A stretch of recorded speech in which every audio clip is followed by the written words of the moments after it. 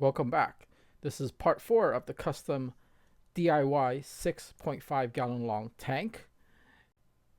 Now some time has passed since the last video, which covered the planting of background plants, which consist of only Rotella species.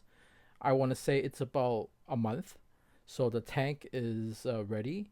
It's probably been fully cycled for a couple of weeks now because the media that I use was in a 40-gallon breeder for at least 3 weeks. So there is already a lot of beneficial bacteria that already colonize the media in it. I'll be adding back the original contents that are the livestock that was in the tank before I removed the dividing baffles. And in that tank, there was 3 compartments.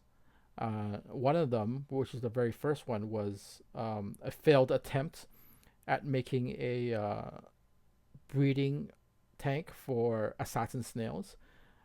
They were there for a few months, and I don't think they bred, or they bred very little. In general, assassin snails, they don't really breed that fast, since they're live bearers, but they only give birth to one snail at a time, and they're not popping out babies, every couple of weeks. They take a couple months to even pop out one. And in that tank, I was just feeding them fish food. I wasn't really feeding them a whole lot of snails like you're supposed to, as a live food source for them to breed. Along with assassin snails, I also added some Malaysian trumpet snails and some red ramhorn snails. I did have a few, I believe 5 wild shrimp in there. So I put that in this tank as well. They will tell me how well the tank is if they don't drop dead in the next few days. But I'm pretty confident they will enjoy the tank and survive, because this tank should be completely cycled. As for fish, I didn't really want to add any fish that I already had. I wanted to try some new fish. I've been in this hobby for a little bit over 15 years, and there's one species of fish I have actually never tried, and that's killifish. So I decided to get some Norman's lamp eye killifish. In my research, they said that it didn't jump as much as other killifish, so I decided to go with these. I put in 5, and hopefully they enjoy the tank and they don't jump out of the tank. I also heard that they are easy to breed, so as long as there's a lot of coverage, they should just lay the eggs and breed in the tank, and they usually don't eat their eggs. So hopefully that's the case for this tank here.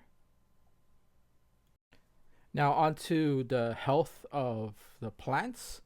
So 30 days has passed, and as you can see, the fast growing Rotella plants has grown to the water line, and it's pretty much time for a trim.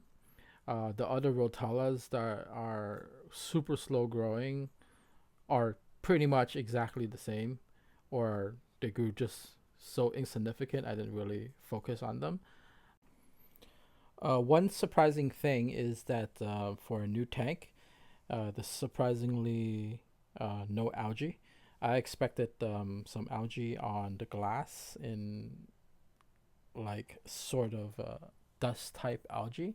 I expected some algae as well on the rocks, but there is none.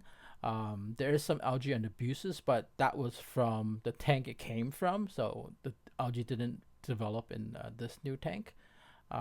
There's zero algae on any of the stem plants, or the leaves of the stem plants. Now, I believe the coloration of the stem plants could be a little bit better, so I do plan on changing out the lights from a dual T5 24-inch high output at 48 watts with 2 bulbs to maybe some LEDs in the future. In the next video, it'll just be a small update video, pretty much on hardware changes, and that should be it. Thanks for watching.